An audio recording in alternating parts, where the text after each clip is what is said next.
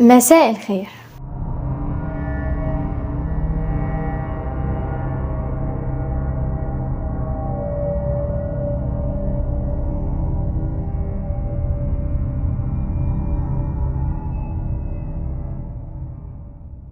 ساعات بنسمع من أجدادنا نصايح غريبة شوية، زي مثلا إننا نقفل المقص أو نعدل الشبشب، أو مثلا إن القطة السوداء مشؤومة، أو إن الكنس بالليل غلط، ولازم ندق على الخشب عشان نبعد الحسد. ودي حاجة منتشرة جدا بين جميع أجناس الناس من آلاف السنين، والموضوع مش مرتبط فقط بعادات وتقاليد وجيل بيسلم جيل. الموضوع أكبر وأعمق بكتير من مجرد خرافات ساعات بنؤمن بيها. لو أنت مش من الناس اللي تؤمن بالخرافات أو بتتشائم من بعض الحاجات، فتعالى أديك نبذة مختصرة عن بعض الحاجات اللي بعض الناس بتتشائم منها أو بتشوف وراها معنى خرافي. خلينا نبدأ مثلا بالصديق الصدوق لدراكولا وشركائه، الخفافيش.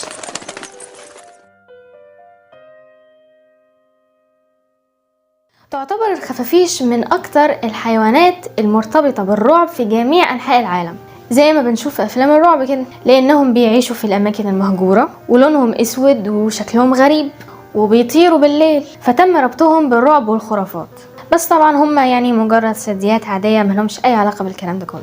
لكن لو رحت جنوب غرب الهند وسألت الناس اللي هناك، هيحكولك قصة ان الخفافيش كانت طيور حزينة بتتمنى ان هي تبقى بشر.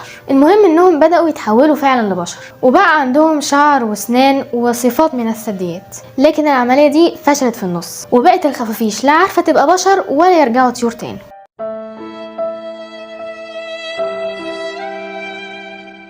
وعلشان كده شكلهم بقى وحش، فاختاروا ان هم يطيروا بالليل بحيث ان محدش يشوفهم. حيرين نفسهم قوي الهنود الصراحة. كان ممكن يتقبلوا فكرة ان الخفافيش ما هي الا مجرد ثدييات بتطير، وتنتمي لرتبة كايروبترا الخفاشيات، وكيرو يعني يد وبترا يعني جناح باليوناني. حاجة كمان ممكن تزعل محبي مصاصين الدماء، وهي ان اصلا الخفافيش ما بتشربش دم ولا حاجة، ده بيكون في انواع معينة منهم، وكمان بيكون دم حيوانات مش بشر. دول هتلاقيهم بيحبوا ياكلوا فاكهة، حشرات، ناموس كده، يعني حيوانات كيوت. تعالى مثلا نتكلم عن نجم الشوق، القطة السوداء.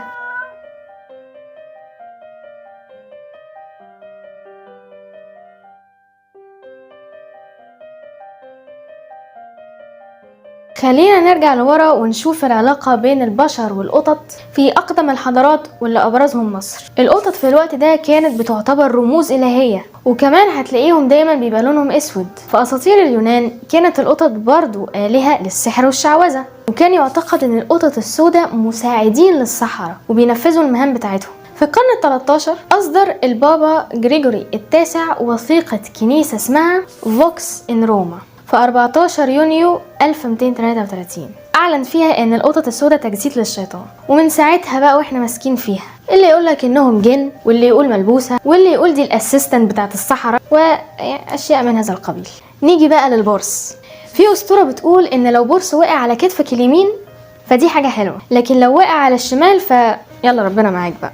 في مناطق معينة في أفريقيا شايفين إن لو برص دخل البيت فكده هم لازم يسيبوا البيت ده فورا ويحرقوه كده بدون تفاهم. لكن في الإسلام الرسول محمد صلى الله عليه وسلم أمرنا إننا نقتل البرص، وقال: من قتل وزغا في أول ضربة كتبت له 100 حسنة، وفي الثانية دون ذلك، وفي الثالثة دون ذلك. رواه أبو هريرة في صحيح مسلم. وده مش عشان هو نذير شؤم أو حظ مش حلو ولا أي حاجة من الكلام ده، بل عشان هو حامل للأمراض المؤذية اللي منها السالمونيلا. زي برضو الفئران، الناس قديما كانت بتلقي اللوم على الفئران لأنها نشرت الطاعون، بس في الواقع البراغيث اللي عليهم هي اللي نشرتها. بس برضو ده ما يمنعش إن الفئران حاملة للأمراض. عندك مثلا سنة 1889 كان في 4 أشخاص بيشتغلوا على قارب باريس سي براون اللي بيبحر بين لويزيانا وأوهايو. شافوا فئران بيطلعوا برا القارب ده، وبعد شوية لما القارب اتحرك اتخبط وغرق، و11 شخص مات. ومن ساعتها والناس معتقدة ان الفئران عندهم حاسة سادسة بالحوادث والكوارث. لكن في نفس الوقت برضو هتلاقيهم بيقولوا انك لو شفت فئران طالعة من سفينة جديدة فدي كده علامة حلوة، على العكس تماما من العرسة اللي هي تشبه الفار لكنها اخطر منه بكتير جدا، لانها شرسة وقاتلة ومصاصة دماء وناقلة للامراض. لكن عندنا معتقد صغير كده في مجتمعنا انها جالبة للرزق، يعني لو دفنتها تحت عتبة باب رزقك بتبقى سبب لوفرة الرزق في هذا المكان. نيجي مثلا للنمل، يقال ان ظهور النمل الاسود في البيت ده معناه ان في سحر او حسد، لكن لو ظهر نمل احمر فده كده خير ورزق. مش عارفه ايه العنصريه دي، عنصريين حتى في الحشرات. لكن كمان مرة مفيش علاقة بين الحسد والرزق والنمل الاسود اللي في البيت. النمل بينجذب لريحة الاكل، عشان كده احنا غالبا بنشوفه في المطبخ.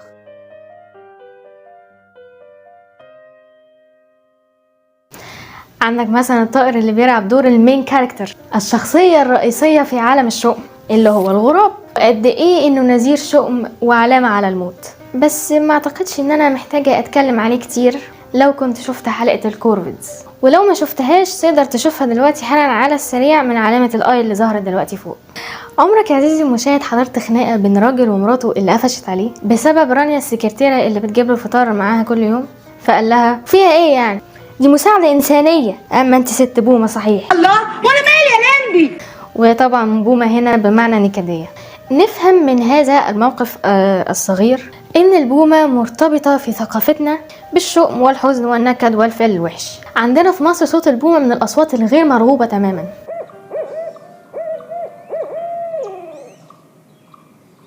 ترتبط بيها حكايات وخرافات وأساطير وحواديت، طبعا بتاعة الجدات اللي ملهاش نهاية، كلها قائمة على مبدأ ان البومة مصدر شؤم. يعني مثلا احدى الصديقات كان ليها جارة قاعدة في البلكونة بالليل، ففي بومة جت وطارت من ناحية بلكونتها وجناحها لطش وش هذه الجارة. تاني يوم الست دي توفت، وطبعا التفسير هنا معروف، مش محتاجة ذكاء خالص، تم الربط تلقائيا بين ضربة البومة للست ووفاتها تاني يوم. وعلى مستوى العالم البومة مرتبطة بقصص ومعتقدات غريبة جدا، سواء كانت سلبية أو إيجابية.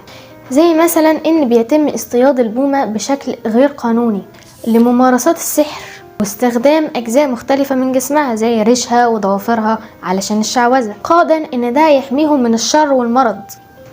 بترتبط البومة بالسحر في الثقافات الرومانية واليونانية، وخصوصا اللي بيبقى لونهم أبيض. ويعتقد كمان إن الساحرات يقدروا ان هم يتحولوا بوم ويمصوا دم الاطفال. دي معلومة جميلة جدا تقدر انك تحكيها لابنك الصغير قبل ما ينام. في معتقدات كمان برضو بتقول ان البومة هي رسول للسحر.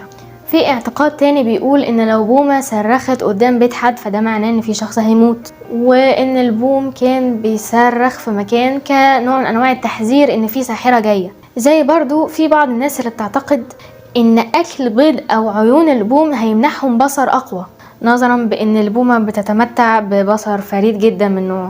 فعندك في الهند منتشر جدا اكل العيون، وفي انجلترا اكل البيض.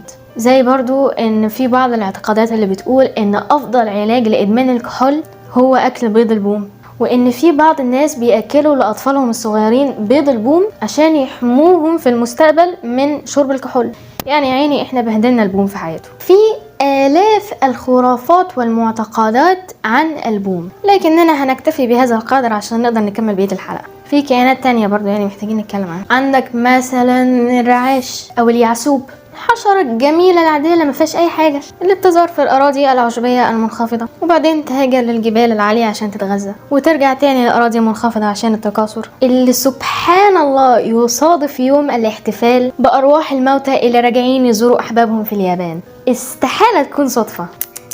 زي اكيد ما توقعت ان اليابانيين يظنوا ان اليعسوبات دي هي ارواح احبابهم اللي جايه تطمن عليهم. زي برضو عندنا هنا في مصر في ناس مؤمنة ان بعد وفاة شخص فترة قصيرة روحه بتيجي على شكل الفراشة الصغيرة اللي لونها رصاصي اللي بنشوفها بتطير في البيت دي، يعني عشان نشوف طبعا عيلتها وتطمن عليهم كده. وانا عايزاك تسمع مني الصراحة في الحتة دي عزيزي المشاهد، لان تيتا مأكدالي زي اي حيوان طبيعي عادي جدا بياكل حشرات وحيوانات صغيرة زي القوارض ويعيش في مناطق الغابات المفتوحة واراضي السافانا عادي. لكن ازاي ما نكرهوش في عيشته؟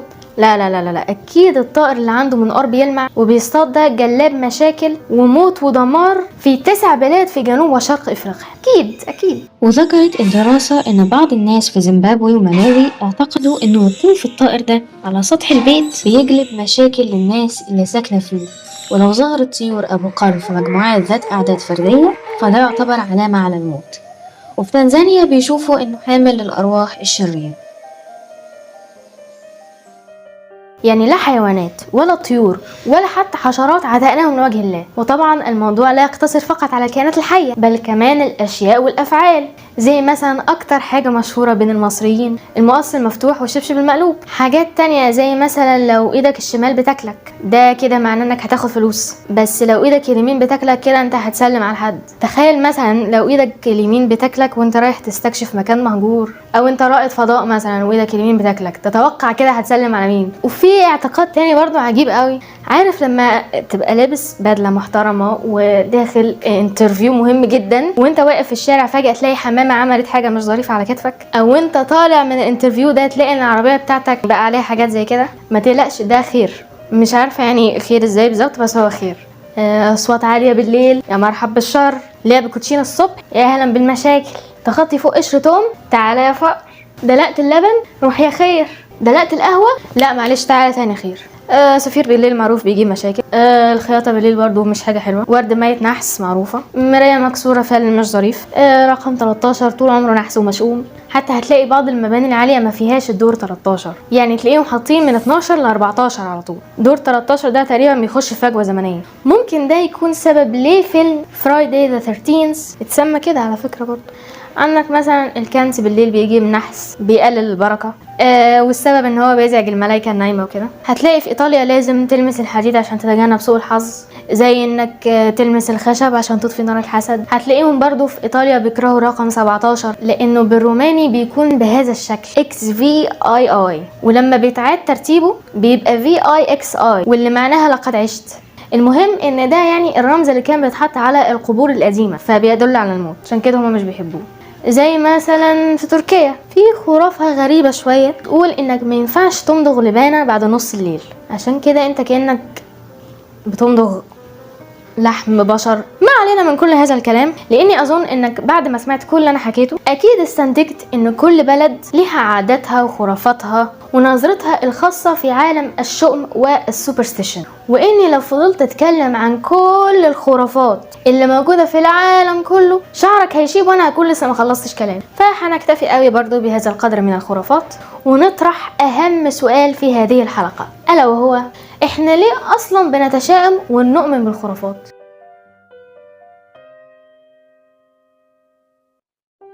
في بعض الأحيان الإيمان بالخرافات زي مثلا إنك تلبس شراب سبونج بوب لأنك مقتنع إنه جلاب للحظ الحلو وإنت بتصطاد السمك، ممكن فعلا يكون ليه تأثير إيجابي، زي مثلا إنك تصبر أكتر على السمك، أو لو مثلا اصطادت سمكة حلوة وكبيرة أو كمية كويسة ده ممكن يخليك سعيد، أو لو أنت بتمارس رياضة معينة، خلينا مثلا نقول جولف، اقتناعك بانك بمجرد ما لبست الكاب الازرق ابو نجمه صفرة هيجيب لك حظ حلو ده ممكن يحسن من ادائك وتركيزك اثناء اللعبه. ودي دراسه على فكره اتعملت على لاعبين جولف، واكتشف الباحثين ان اللاعبين دول ادائهم بيكون احسن لما بيعملوا العادات بتاعتهم اللي مؤمنين ان هي بتجيب لهم حظ حلو.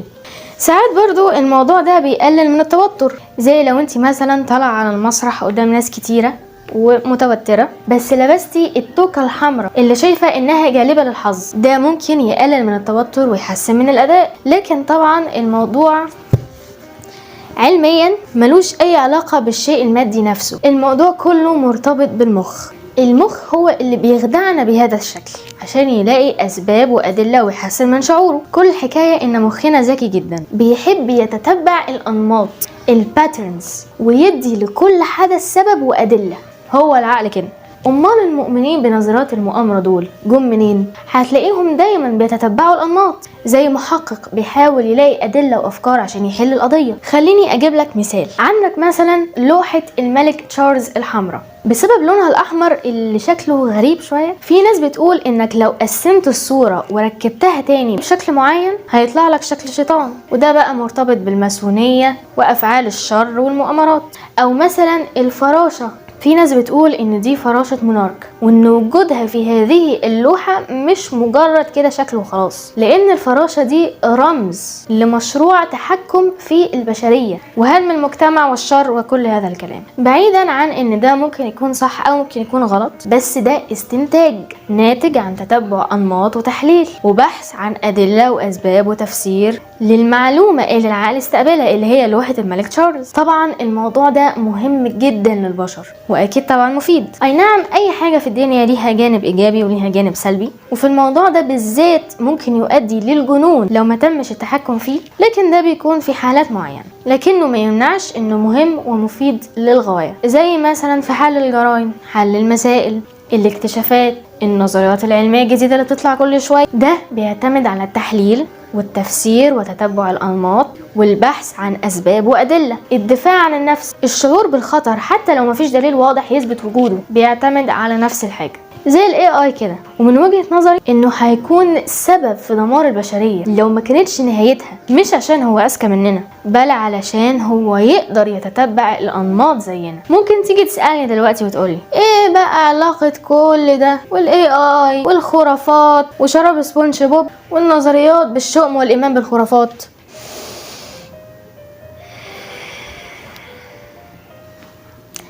تاني هقولك اننا زي ما قلت قبل كده بنتتبع الانماط، وعقلنا بيحب يستنتج ويفسر ويبحث عن الادله اللي ترضيه وتريح باله، زي الاسئله العشوائيه اللي بتجيلك بعد نص الليل فتقوم ناطط من السرير وتروح تسال جوجل على طول. هديك مثال. عندك مثلا في مره واحد اسمه احمد شاف لوحه وقعت من على الحيطه، فلما شافها افترض ان هي ممكن تكون وقعت لان هي ما كانتش متثبته على الحيطه كويس، او المسمار اللي كان ماسكها وقع.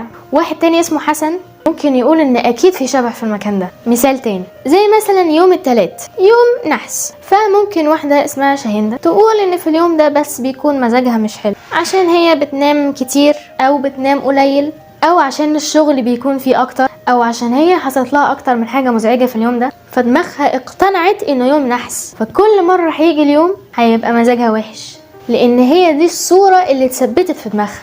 يعني تنام يوم الاثنين وهي عارفة ان بكرة هيبقى نحس، فغالبا اليوم فعلا هيكون كده. تفتكر ده ايه مثلا؟ ده تعريف قانون ميورفي الرابع.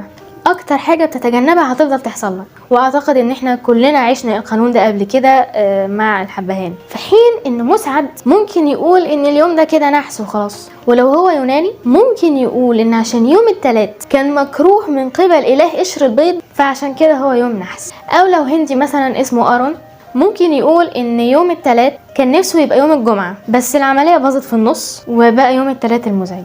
المشترك بين احمد وحسن، شاهندة ومسعد وارون، هو انهم تتبعوا الانماط ودوروا على تفسير وحللوا هو ليه يوم التلات نحس او ليه اللوحة وقعت من على الحيطة، بغض النظر عن اختلاف طريقة تفكير كل واحد فيهم، بس العامل المشترك انه كلهم عملوا نفس العملية.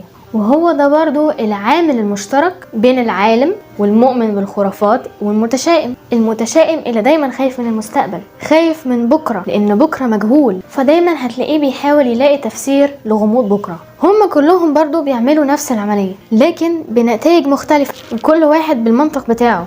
وهنا بقى يجي دور العلم اللي المفروض يتفق مع كل العقول دي ويديهم نفس النتيجة. كل ما بقى عندنا علم اكتر، كل ما نظرتنا للاحداث وتحليلنا واستنتاجاتنا بقت احسن واكثر منطقية. العقل البشري معقد جدا وذكي جدا لدرجة انه بيخدعنا واحنا ما نعرفش ومش حاسين.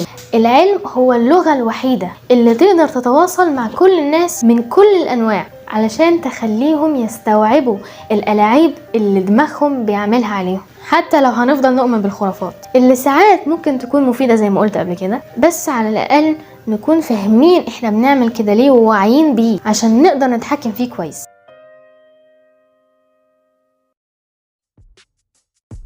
وأخيرا وليس أخيرا قد وصلنا إلى النهاية، وأحب أقول إلى اللقاء في الحلقة القادمة.